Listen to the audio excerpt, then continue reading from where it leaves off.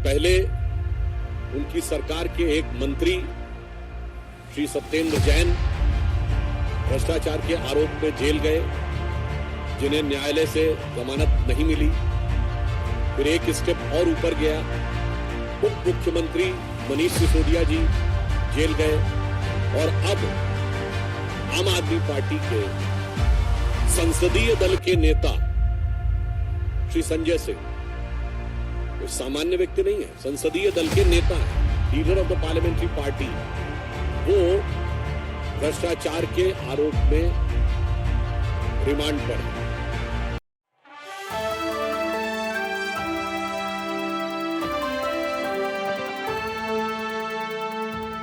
ईमानदार होने का दावा करने वाली आम आदमी पार्टी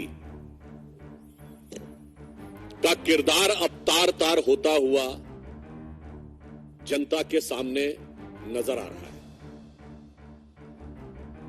पहले उनकी सरकार के एक मंत्री श्री सत्येंद्र जैन भ्रष्टाचार के आरोप में जेल गए, जिन्हें न्यायालय से जमानत नहीं मिली।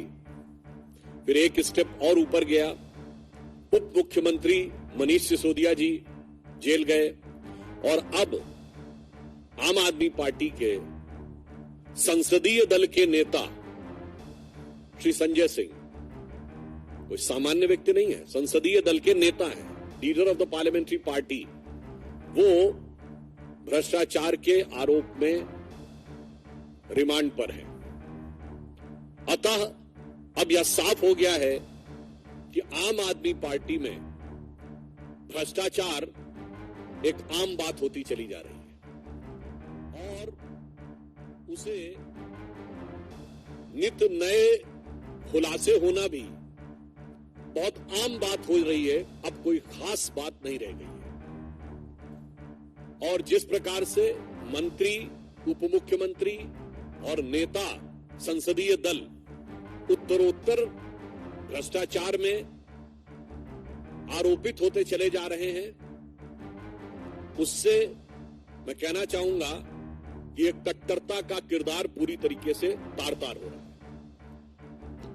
यहां पर हम यह भी कहना चाहेंगे कि जिस प्रकार के अनर्गल निराधार आरोप आम आदमी पार्टी लगाने का प्रयास करती है, तो हम यह भी स्पष्ट करना चाहते हैं कि न्यायालय ने जो निर्णय दिया है उसमें स्पष्ट रूप से, अब देखिए बहुत साफ है, पैसे का लेन देन, चुनाव में उसका प्रयोग, और उससे गंभीर बात है, साक्ष्य ये आए हैं कि पॉलिसी में चेंज किस आधार पर किया गया और यह चेंज नीतिगत है। नीतिगत है तो इसका मतलब पूरी पार्टी इसमें इन्वॉल्व है, विषय सिर्फ संजय सिंह जी का नहीं है। इसका मतलब हो गया कि नीतिगत निर्णय में पूरी पार्टी इन्वॉल्व है। और मुझे लगता है यह शराब का घोटाला तो इनके लिए वैसा बनता चला जा रहा है कि एक तरफ इन्होंने पॉलिसी विड्रॉ की, मैं इस बात को पुनः रीएम्फसाइज करना चाहता हूं, सीबीआई इंक्वायरी शुरू होते ही पॉलिसी विड्रॉ कर ली। क्यों विड्रॉ की अगर सब कुछ सही था? और विड्रॉ करने के बाद आप उसको डिफेंड भी कर रहे हैं और डिफेंड करते हुए आप उस दलदल में धंसते हुए चले जा रहे हैं। क्योंकि जैसे कर्म किए हैं आम आदमी पार्टी ने, अब वो पूरी चुनौती के साथ उनके सामने आ रहे हैं। यहां पे मैं स्पष्ट करना चाहूंगा कि कल राउज एवेन्यू कोर्ट ने अपने निर्णय में पेज नंबर 10 के ऊपर जो लिखा है 15वें पॉइंट पे, जो ये कहने का प्रयास कर रहे हैं कि केस का आधार नहीं बनता है, उसमें बहुत स्पष्ट कहा है, hence in prima fascia view this court the fact stated that the material placed before the court nowhere shows that the suggest that his arrest in the present case is unwarranted and unreasonable। Hindi में कह दें, अदालत ने प्रथम दृष्टया यह विचार किया है और यह माना है कि यह कहीं से भी यह नहीं दर्शाता है कि वर्तमान मामले में गिरफ्तारी अनवारंटेड और अनरीजनेबल है। यानी यह कहना कि अनापेक्षित है या अनावश्यक है, यह उचित नहीं है। यह बहुत स्पष्ट रूप से कहा है। आगे भी अगर आप देखें तो पेज नंबर 11 पे बहुत साफ साफ अदालत ने कहा है कि in the prima facie appears that the material placed before the court that this amount was delivered at the residence, यानी उन्होंने स्पष्ट कहा है कि जो आरोप लगे हैं उसके इलेक्ट्रॉनिक साक्ष्य सामने आए हैं कि आरोपी और नेता की भेंट हुई है।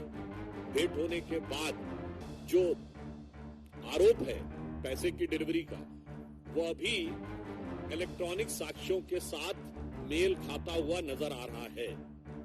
अब मैं आपसे एक और पॉइंट कहना चाहूंगा कि जजमेंट के पॉइंट नंबर 13 को अगर आप पढ़ें पेज नंबर 12 पे, तो उसमें अंतिम 2 लाइनों में कोर्ट ये कहता है, though the veracity of these statement will be tested during the course of trial only, but for the purpose of investigation and such statement has to be believed and taken into consideration.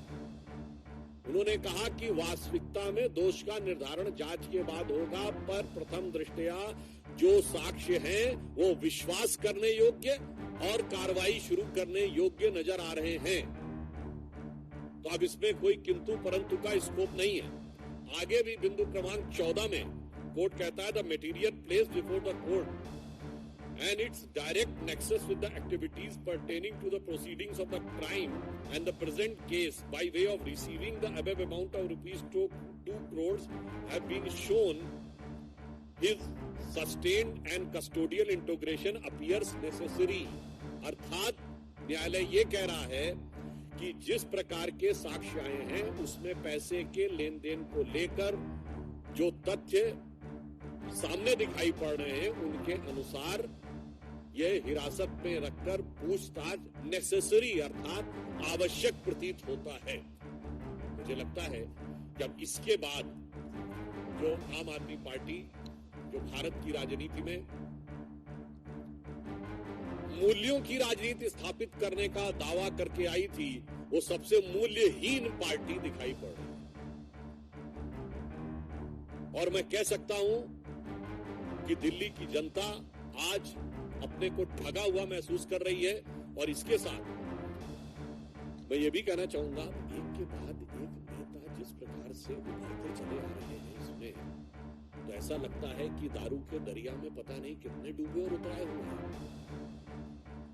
और मुझे तो वो पुराने गीत की पंक्ति याद आ जाती है, एक निकल रहा है मंत्री, फिर दूसरा डिप्टी सीएम, फिर तीसरा संसदीय दल का नेता, और अभी आगे अल्लाह जाने क्या होगा आगे।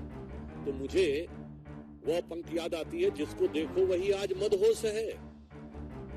आज तो ये दीवाना गजब ढा गया। मतलब अब एक के बाद एक जिस प्रकार के कैरेक्टर्स उभर के सामने आते जा रहे हैं, मुझे लगता है इसके बाद श्री केजरीवाल जी की बातों की निर्लज्जता और धृष्टता पूरी तरीके से जनता के सामने है। इसलिए हमारा ये मानना है कि अब ये देश की जनता के लिए भी एक विचार का विषय है, फूड फॉर थॉट है। जो लोग राजनीति में नए प्रयोग की बातें करते हैं, ये एक्सपेरिमेंटल पॉलिटिक्स का दौर अब नहीं है। भारत प्रखरता के साथ, दृढ़ता के साथ नई भूमिका को निभाने के लिए जहां विश्व पटल पर उभर रहा है, यहाँ तरह तरह के एक्सपेरिमेंट्स करने के प्रयास होते हैं। उन एक्सपेरिमेंट्स का परिणाम कितना दुखद और देश के लिए खतरनाक हो सकता है, और उन प्रयोगों के चेहरे पर चढ़ा हुआ मुखौटा कितनी जल्दी उतर सकता है, यह भी समझना चाहिए। बहुत स्पष्ट है कि अब किसी भी प्रकार का प्रयोग भारतीय राजनीति के लिए घातक हो सकता है। यह मेरे विचार से आम आदमी पार्टी के अन्ना आंदोलन से निकली आम आदमी पार्टी के इस चरित्र के बाद ये भी एक विचार के लिए तथ्य देश की जनता के सामने है, और देश की प्रबुद्ध जनता इसे समझ रही है। धन्यवाद।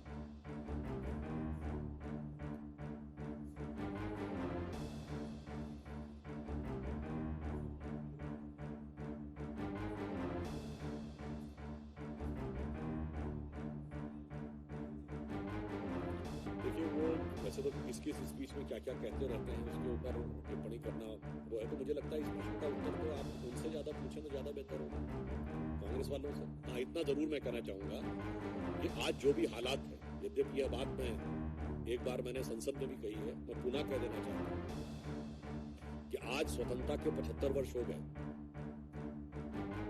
मैं ओबीसी जैसे लोगों को भी स्पष्ट बता देना चाहता हूं कि जब यह देश स्वतंत्र हुआ तो जिनको आज माइनॉरिटी कहते हैं उनमें से कितने लोग ऐसे थे जिनके राजे रजवाड़े थे? कोई जैन रियासत थी क्या? कोई क्रिश्चियन रियासत थी या पारसी रियासत थी या यहूदी रियासत थी? इक्का दुक्का महाराजा पटियाला वगैरह को छोड़ दे तो बस एक दो ही सिख रियासतें थी और लाइन लगा के मुस्लिम रियासतें थी। नवाब पटौदी, नवाब जूनागढ़, नवाब भोपाल, नवाब लखनऊ, हैदराबाद के निजाम। तो फिर क्या हो गया भाई? आप तो सुल्तान आलम थे, हुजूर नवाब थे, क्या हो गया? इसलिए मैं वो बात बोल चुका हूं, ओवैसी जी को समझना चाहिए कि जो हुक्मरान वक्त थे वो आज मजलूम हो गए क्योंकि सेकुलरिज्म के जाल में ऐसे फंसे कि वो जरूर हो गए।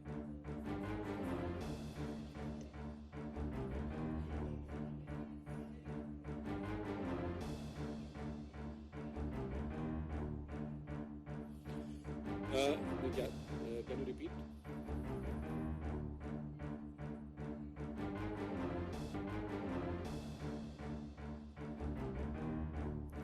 Actually, can you